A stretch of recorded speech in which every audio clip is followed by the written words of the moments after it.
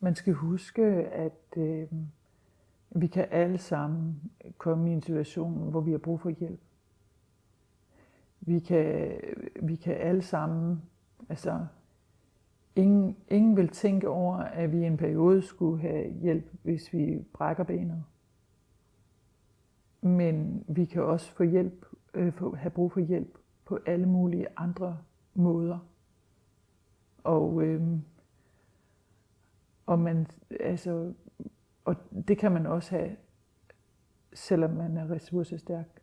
Jeg betragter mig selv som ressourcestærk, men på trods af det fik jeg brug for hjælp. Jeg hedder Annette, og jeg er mor til 3 piger. Og de er voksne nu, men desværre har vi haft brug for hjælp til dem alle 3. 3 forskellige piger med hver sit behov. Vores historie starter mest med vores mellemste pige, som er en pige med handicap. Det man kalder multiple handicap, både fysisk og mentalt. Hun udviklede sig ikke som alle andre. I dag er hun 25 år og næsten og sidder i kørestol og bor på et hjem og får hjælp til alt. Hun har 1-til-1 hjælp 24 timer i døgnet. Og så har vi en pige på, hun bliver 28, og hun trives ikke.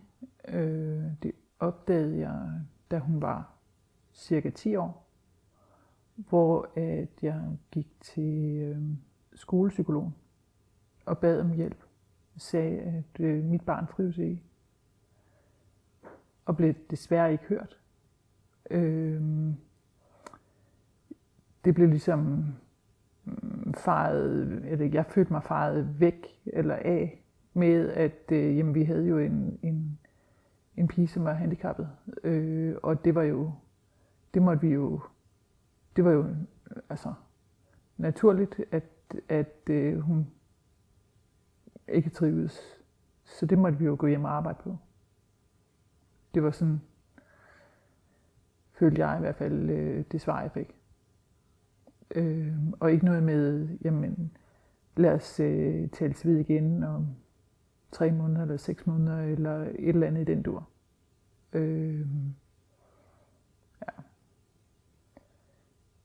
Det var nedslående. Da hun så har hun været 12, der opdager vi, at det er helt galt. Hun har anoreksi. Og faktisk er det en nabo, der prikker mig på skulderen og siger, den her, den er helt gal. Ja, siger jeg, men der er jo ingen, der vil høre mig. Og så tager vi til lægen og får egen læge og får konstateret, at den er god nok. Og så kommer vi ind i hele behandlingssystemet, altså sundhedsvæsenet.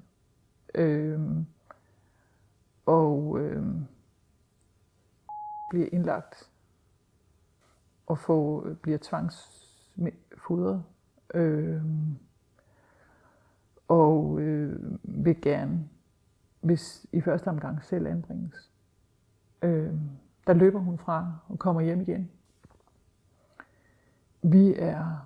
Vi er som forældre enormt sådan forvirret.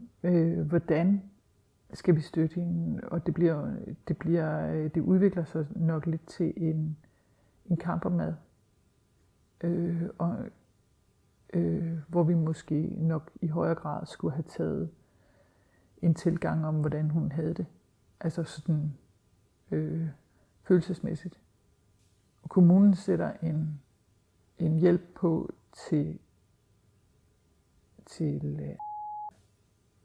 men ikke til os. Tingene udvikler sig og bliver værre og værre. Begynder at løbe hjemmefra. og vi ved ikke, hvor hun er. Hun truer med at hoppe ude foran toget, og kontakter også politiet, begynder at vil flytte ind hos forskellige kontaktpersoner, som hun har.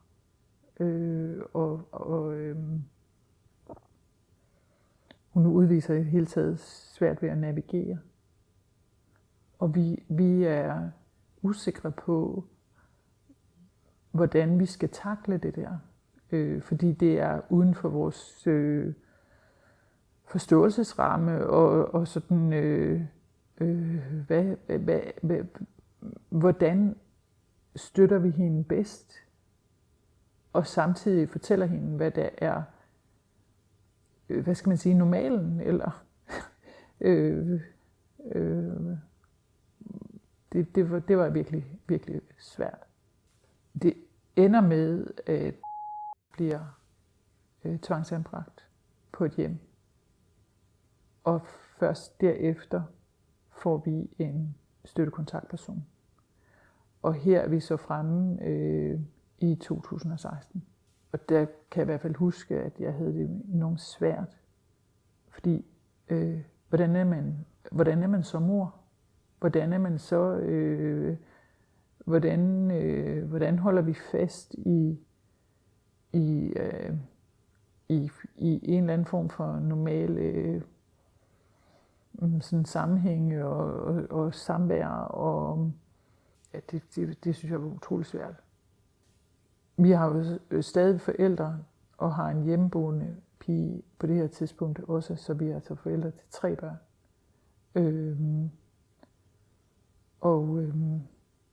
Som en udløber af det der begynder vi nok at være lidt for,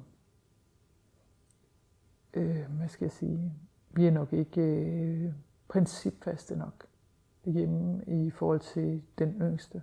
Altså vi bliver lidt for eftergivende i vores opdragelse, hvilket faktisk altså, skaber nogle udfordringer senere. Men det kan jeg jo først se nu, hvor der er faldet ro på tingene. Ikke da vi var i det. Jeg tror i hvert fald ikke, vi formulerede det som et problem dengang. Så jeg tror faktisk ikke engang, vi bad om hjælp til det. For vi så det ikke selv. Det er noget, jeg kan se bagefter. Så der tror jeg faktisk gerne, vi ville have haft noget modspil. Fordi vi nu havde været igennem sådan en tvangsanbringelse, så følte vi os nok meget overvåget. Altså sådan myndighedsmæssigt. Ikke? Så der kom den der bekymring, som du også oplever hos andre familier. Fordi vi havde været igennem det. Og vi ville jeg dog ønske, at der var nogen, der havde lyttet tidligere. Så vi slet ikke havde været igennem alt det. Det har haft store altså menneskelige omkostninger og store brud ned i familien, hvor vores ældste datter har i perioder afskåret kontakten til os. Det har været enormt svært at navigere i. Men der har vi fået hjælp fra en støttekontaktperson til at navigere i, at vi skulle hele tiden sørge for at kommunikere tydeligt. Ingen krav, men masser af kærlighed. Ingen krav, masser af kærlighed. Ingen krav. Altså, simpelthen. For eksempel bare sende en sms med hjerter. Tænker på dig. Altså noget så simpelt som det. Og igen og igen, og igen, og en gang til. Det at få behandlet emnerne med en støttekontaktperson gjorde, at jeg fik måske lidt min tro tilbage på mig selv. Altså, fordi at jeg kunne ikke lade være med at stille spørgsmål, hvad havde jeg gjort forkert? Eller havde jeg gjort nok? Eller havde jeg... ja. Jeg er sikker på, at vi kunne have vendt den dårlige spiral, hvis at vi fik hjælp tidligere. Altså jeg følte mig enormt set som familie, og set som, hvad den her sagsbehandler gik ind og kiggede på. Jeg kan huske, hun italesatte noget om noget nonverbalt sprog. Altså, hvad er det for en vrede og en frustration, som den yngste udtrykker, men som hun jo var for lille til at sætte sådan rigtige ord på. Men det gjorde, at hun måske søgte noget opmærksomhed i skolen og fik plantet nogle historier, som ikke var sande i skolen. Og så kontaktpersonen tog op og talte med skolen, og der blev ligesom dannet, jeg nær sagt en alliance, det lyder så voldsomt, men en fælles forståelse for, hvad problemet var, og hvad det var for nogle udfordringer, der lå. Og derfra, fordi der var en fælles forståelse, gik det fremad. Og min yngste datter blev sådan guidet i retning af, at må ikke det er sådan her, du mener det, og er det ikke sådan her, at det du siger skal tolkes. Og så faldt der ro på situationen. Det hjalp. Og så var der enormt mange snakke med vores yngste datter, som gjorde, altså på et tidspunkt begyndte jeg at se uler i mosen og tænkte, at vi er i gang med en anbringelse nummer 3 her. Men det blev heldigvis afværget. Man skal huske, at vi kan alle sammen komme i en situation, hvor vi har brug for hjælp. Vi kender det jo i det små i hverdagen. Vi står jo ikke op hver dag med den samme energi til at tage imod alle livets udfordringer. Og nogle dage går det som en leg, og andre dage, der er det bare ikke sådan. Men når der er mange udfordringer hver dag, så har vi brug for hjælp.